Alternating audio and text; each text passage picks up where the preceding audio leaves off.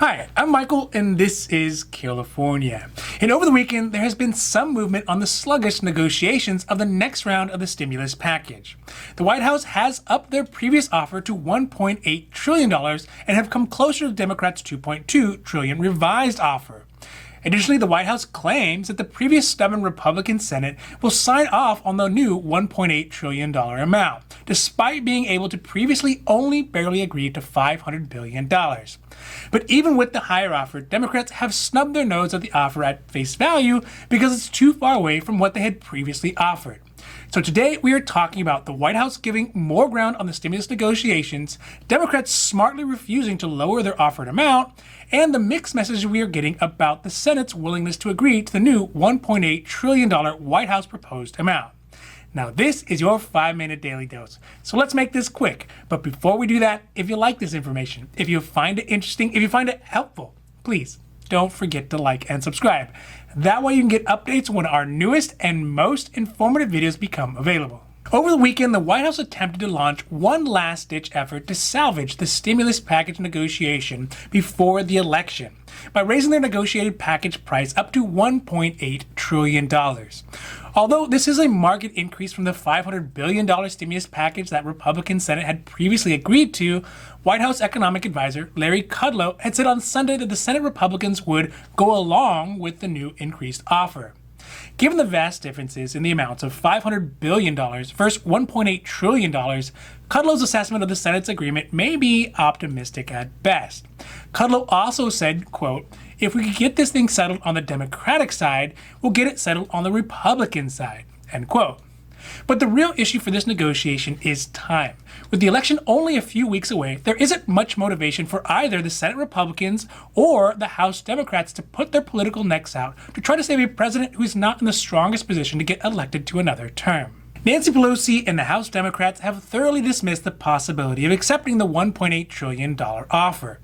And really, this is kind of a smart move for Democrats. Aside from not having any way of stopping the Supreme Court nomination of Amy Coney Barrett, Pelosi has the negotiating high ground in this situation. The reason for this centers around the fact that President Trump is really struggling in the polls right now, and with such little time to recover, his prospects of being president for another term are getting slimmer and slimmer by the day. This means it would be more damaging to Democrats to cave on a deal when if they wait for another 40 days or so, they may be in a position to have the House, the Senate, and the White House all under a blue wave.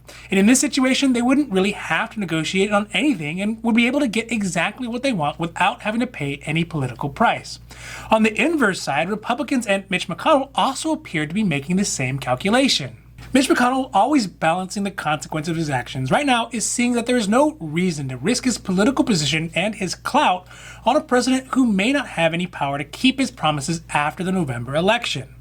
Despite what Larry Kudlow had said on Sunday about Republicans going along with the higher amounts, McConnell himself said on Friday that his stimulus package is unlikely in the next 3 weeks. Part of the reasoning is that the Republican Senate still has a strong opposition to the Democrats' revised HEREOS Act and the huge amount of debt it would potentially saddle the country with for generations to come. One of the biggest sticking points the Republican Senate has with the newest version of the HEREOS Act is the maximizing of subsidies for any new enrollee into an Obamacare plan.